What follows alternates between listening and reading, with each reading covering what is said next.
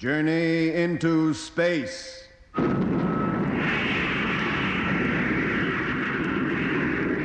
BBC presents Jet Morgan in Operation Luna.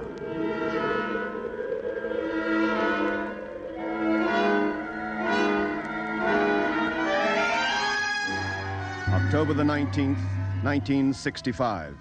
In the Australian outback, many miles from the nearest town, stands the rocket ship that is about to carry Jet Morgan and his crew to the moon. Beside Jet, the captain, there are Stephen Mitchell, engineer, Lemmy Barnet, radio operator, and Doc Matthews. That's me. Already the scaffolding has been removed, and the ground crew have taken cover from the shattering rocket blast that is soon to send the moon ship on its way. Within the ship, outwardly calm and strapped to our couches, the four of us who are to make this momentous journey are anxiously waiting for our captain to launch us out into space. 0 minus 45 seconds. Hello, Control. Stand by for firing. Standing by, and good luck, Luna. Switch on recorder. Recorder on. Doc, gyros. Gyros. Okay, Mitch. Okay, Jet. Doc. Okay. Lemmy. Okay, I think. Stand by for count-off. Don't anybody try to move. Don't even try to raise your head. Lemmy, lie down. Oh, I'm only getting comfy. Lie flat and stay flat. Firing in 15 seconds. 10, 9, 8, 7, 6, 5, 4, 3, 2, 1. Contact!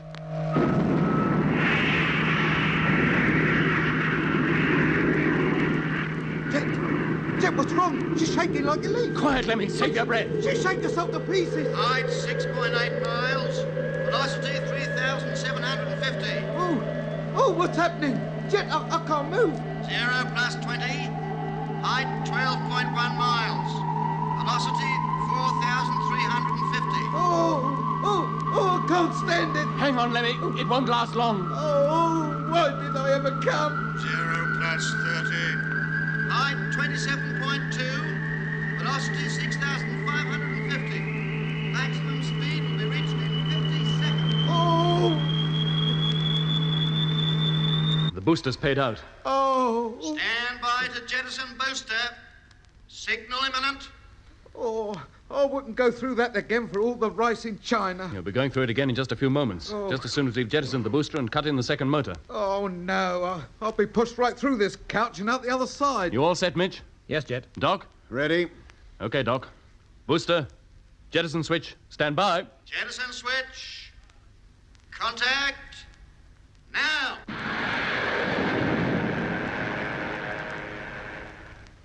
Hello, Control. Booster stage jettisoned. Standing by to cut in atomic motor. Waiting for your signal. Over. Hello, Control. Booster now jettisoned. Waiting for your signal. Over. Hello, Control. Hello. What's up, Jet? They don't answer. Hello, Control. Hello. Lemmy, any idea what's wrong? Well, according to the indicator, she's still working. But if you ask me, the shock when you blew the booster off, it must have smashed every valve in the ship. Radar's still working, Jet. Hello, Control. Hello. We can't wait much longer, Jet. We're losing momentum every second. We won't make it. I'll give them one more try. If they don't answer, we'll have to use our own judgment. Hello, Control. Hello. Hello. They still don't answer. Lemmy, switch on the televiewer, stern view. Televiewer, stern view, on. Booster stage is still behind us, but dropping away fast. Stand by to cut in the motor, Mitch. We'll give her full power. Don't overdo it, Jet. We can't afford the fuel. Now, watch the tank gauges. We'll cut out as soon as number one tank is empty. Are you ready? Ready? Then stand by. Everybody batten down. Okay, Jet. Atomic motor. Fire.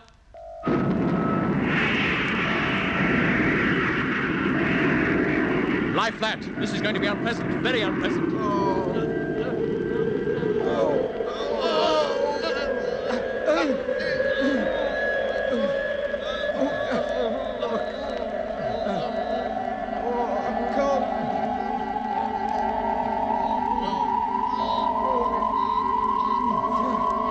Jet, the tank.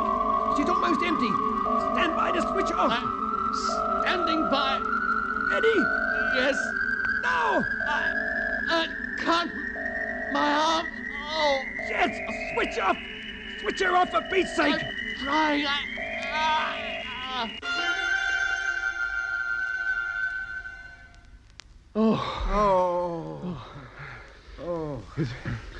Is it over? Yes, Doc. For the time being, anyway. You all right? Yeah, I think so.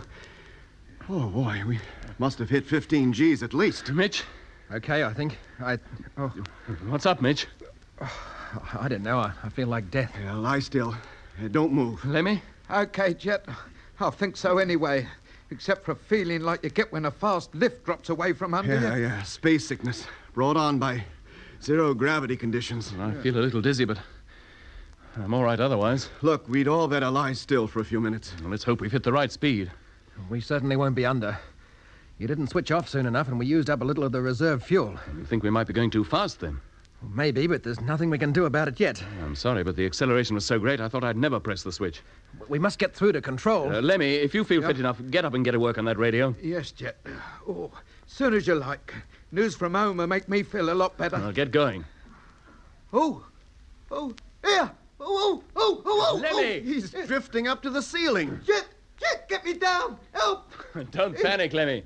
Serves you right for getting off your bed without your boots on. Surely you know better than that. Well, all I did was bend down to pick them up, and I shot straight up here. You should have held onto your couch when you reached out for them. Well, can't you throw them up to me? Pull yourself down by the rail, Lemmy. That will get you within easy reach of your bunk. Oh, just to move makes me feel worse. I feel just like a feather. Well, you certainly don't weigh anymore. None of us do. Yeah, is it going to be like this all the way to the moon? I'm afraid so, Lemmy. But you'll get used to it. Now, pull yourself down. Slowly. Not too hard or you'll hit the floor. Like this? Yeah, that's it. Now put your magnetized boots on, Lemmy. Yeah. In fact, I think we'd all better put them on. Okay, Jet. And keep them on. Keep them on at all times while zero gravity conditions last. What, you mean we even wear them when we sleep? No, you can take them off then, but keep a good hold in your bunk while you do it, or you'll go drifting up to the roof again.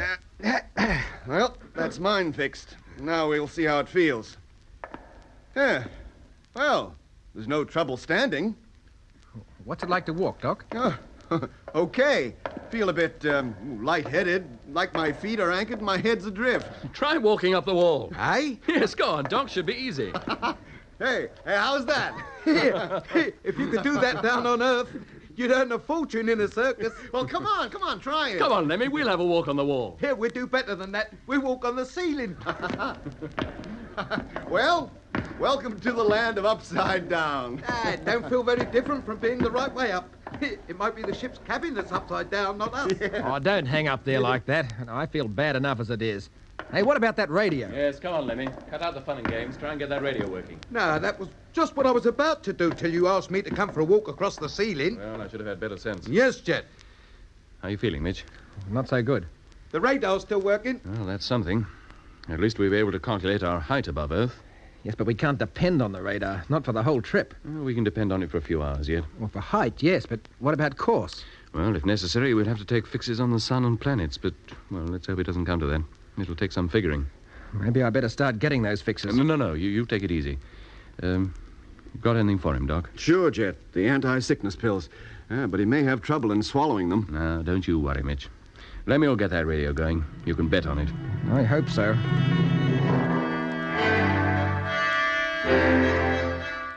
Isn't he ever going to find the trouble? 20 hours he's been at it and not a peep out of the darn radio. Oh, take it easy, Mitch. He's doing his best. He's been working all this time with no sleep. He can't do more than that. We should never have brought him. He's psychologically unsuitable. That's a matter of opinion, but now he's here, the least we can do is let him get on with it. But why does he have to take so darn long? Doesn't he know every second is carrying us further and further away from the Earth, possibly to our deaths? Oh, it's not that bad, Mitch. We can figure our approximate speed and position if it comes to it.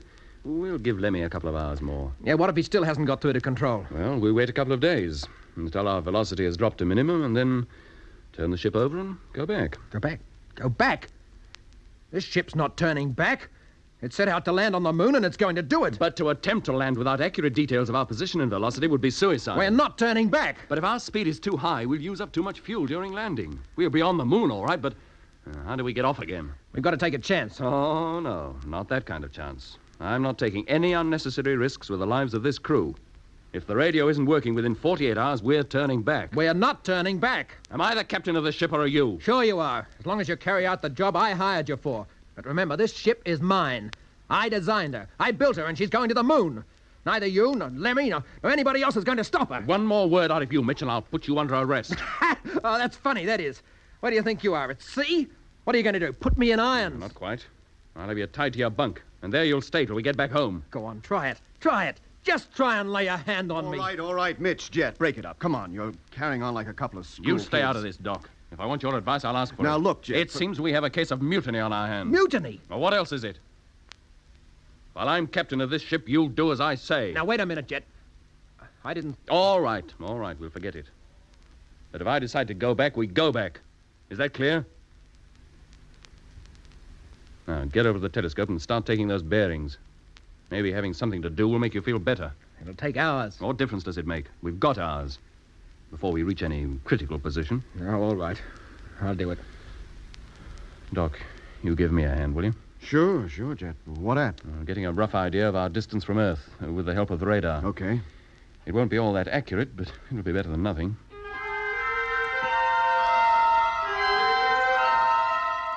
How you doing, Lemmy? Well, I'm putting it all together again now and hoping. Can I be of any help? Oh, yes, Doc. You can pass us a few things as I ask for them. But be careful. One touch and they go shooting all over the place. Talk about light and airy like a fairy. Okay, I'll be careful. Then hand us that for a start. Yeah. So. Here, how's the mutiny going? Well, they seem to have forgotten it for the moment. And they've got enough trouble on their hands trying to work out our position. Do you think they'll do it? I guess so. But it'll take a long time. Our real hope is you, Lemmy. Yeah. You and that radio. What made Mitch flare up like that? I don't know. Maybe the thought that he wouldn't get to the moon at all. Or maybe the cramped conditions and lack of gravity had something to do with it. Who can tell? Nobody has ever been in our circumstances before. Hand us that screwdriver, will you, Doc? Yeah. That's it. Top. Lemmy, Yes, Doc? was the recorder switched on during that row? Whoa. No, it wasn't. Pity. Eh? Yeah, I'd like to have kept a record of every word spoken during this trip. What for? For when we get back home. You see, all manner of things can be concluded from the way men act and what they say. It would have helped guide us in the future. There must be some reason why two men perfectly stable on Earth should jump at each other's throat less than 24 hours after leaving it. There was no need for it, Lemmy. Just doesn't make sense. I'm not jumping at anybody's throat. Neither are you. Not yet, you're not, but watch it. No knowing what might happen if you had nothing to do but sit and wait, just as Jet and Mitch were doing. Do you think we should turn back, Doc? Yes, unless you can get that radio working. However much figuring we do up here, Lemmy, we may overlook something. We can't be sure our deductions are correct. I think so, too. Jet was right. Mitch ought to have known better. Well, maybe. That still doesn't excuse Jet for losing his temper. No. Can they hear what we're saying? If they were listening, they might. Their heads are so full of mathematical formulas, I doubt if at this moment they're even aware of our existence. Now, let's have them 4 screws, Doc, Yep. and we'll try again. To raise control, you mean? Yeah. Yeah. Top. What do you think the chances are, Lemmy? I don't know. 3 times I put this thing together, and each time she should have worked. And 3 times I've had to pull it to pieces again. Even the emergency cutting circuits don't work. I can't understand it.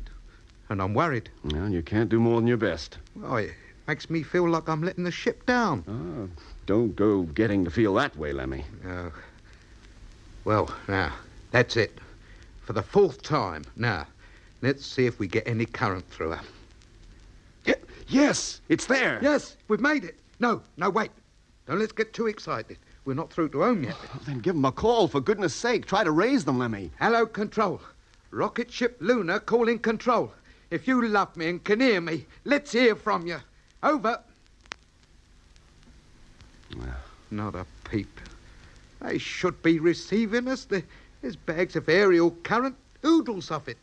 They could hear us on Mars with this equipment.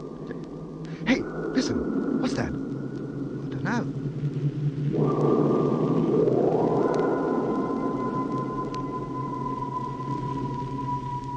Oh, it gives you the creeps, doesn't it? Haven't you any idea what it is?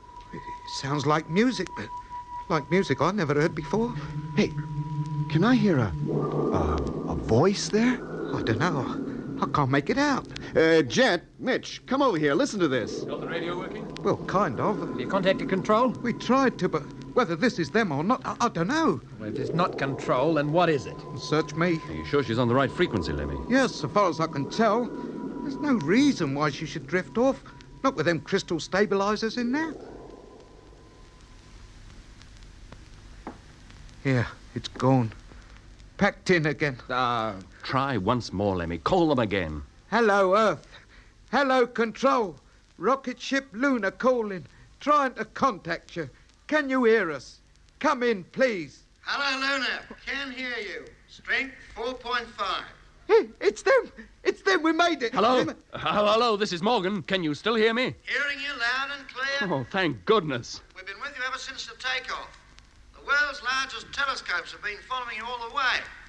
I should think every amateur radio station on Earth has been listening to you. Aye? You mean you've been hearing us all the time? Except when Lemmy took the radio to pieces. Oh, thank goodness for that. Must be something wrong with your receiving circuit. Well, it beats me. I couldn't find nothing wrong. Nothing. All I did was to take the works to pieces and put them together again. Well, you certainly seem okay now. We can give you all the information you require. Want to take it? Try and stop us. Then here it comes. The time is now 3 hours, 11 minutes and 54 seconds universal time. Time from takeoff is 0 plus 27 hours, 11 minutes and 59 seconds. Your distance from Earth is 142,000 miles. Your speed is 4,200 miles per hour. Your position is as follows. Well, that's more like it. Now we know where we are and what we're doing. There's no question of turning back now. According to Control, we're on course and our speed is very nearly correct. Well, what difference there is isn't worth worrying about. We should reach the neutral gravitational point between Earth and Moon 3 Earth days from now. The Moon will then be only 23,600 miles away. Our speed will be only a few miles an hour, but enough to overcome the pull of the Earth entirely. From then on, we'll be falling towards the Moon's surface. If we were back on Earth, we'd drink to this. Cold tea is all we have. How about a cigarette, Doc? Do you think the oxygen supply could stand it? Yes, I think it might. Shall I get them, Jet? Yes, Doc, 1 each. And after that, we'll organize the watches, 4 hours apiece. Now, I'll take first watch. The rest of you can get some sleep. You'll need it. We all need it. The toughest part of this trip is yet to come.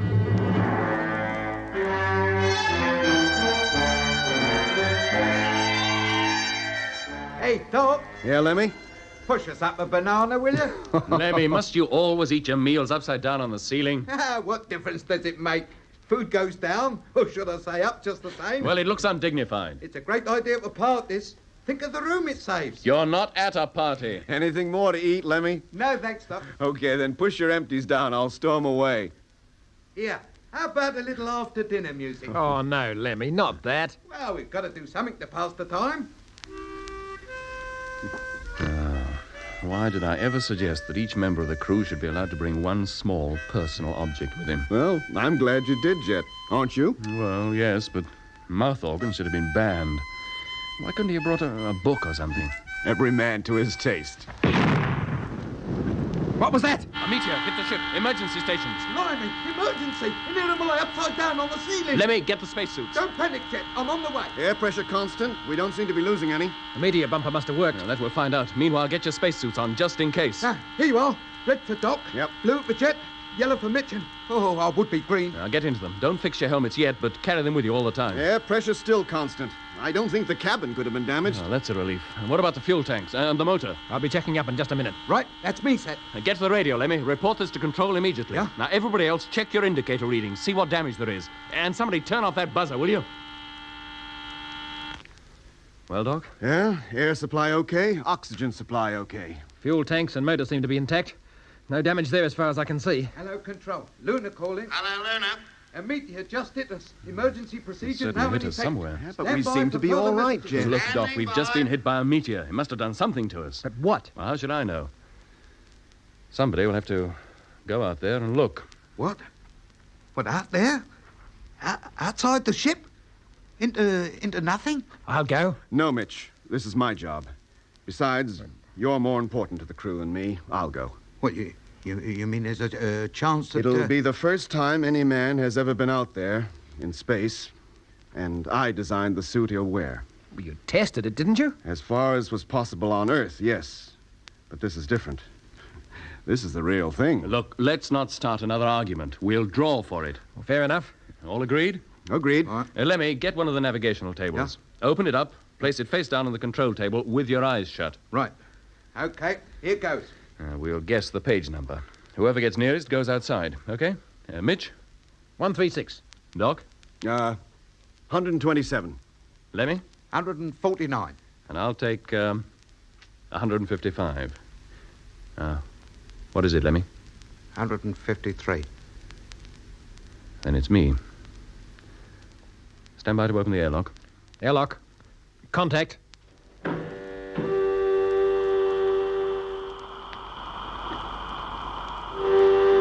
Airlock, full pressure. Open the hatch. Right. I'm going down. Fastening helmet. Over to intercom. Helmet fastened. Okay. I'm ready. Close the hatch and exhaust the airlock. Suit now inflating.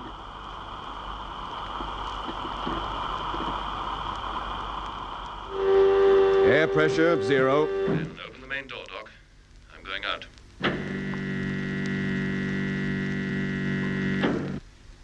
Good heavens.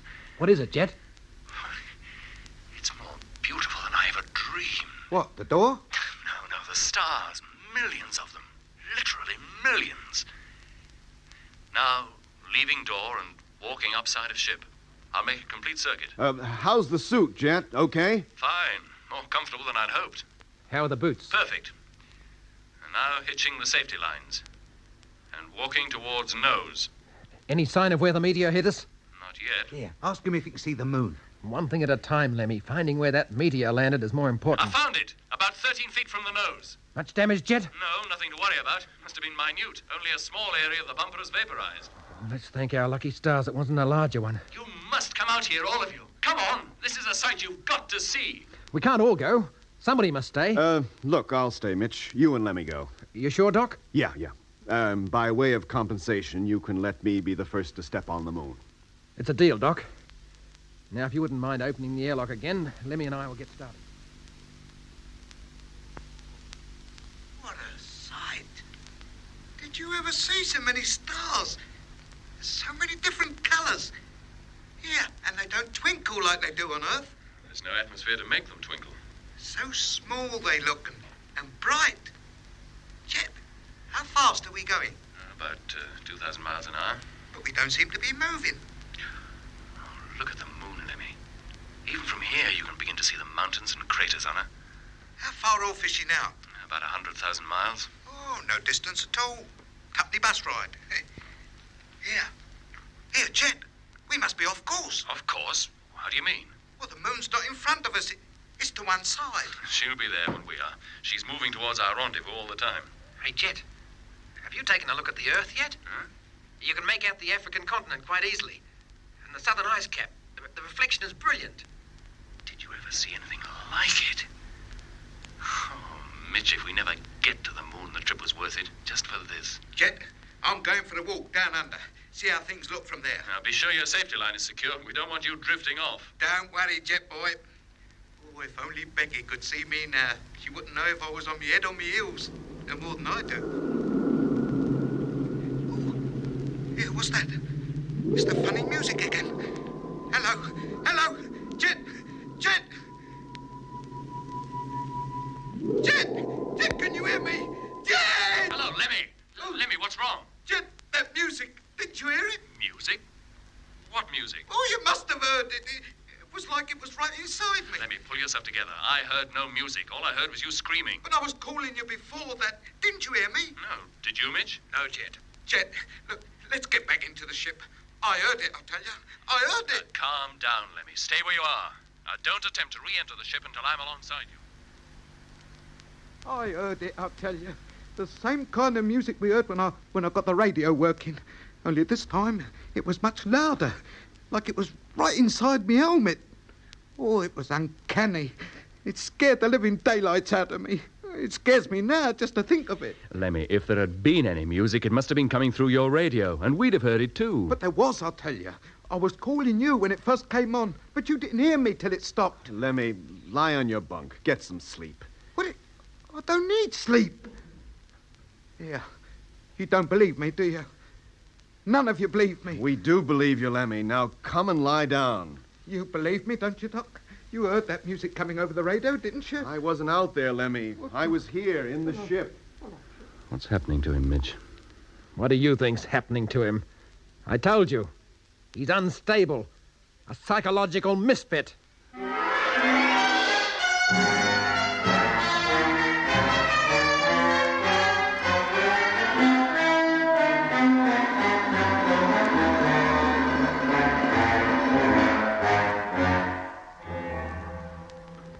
You have been listening to Episode 1 of Journey into Space with Andrew Foles as Jet Morgan, Alfie Bass as Lemmy, Guy Kingsley Pointer as Doc, and David Williams as Mitch.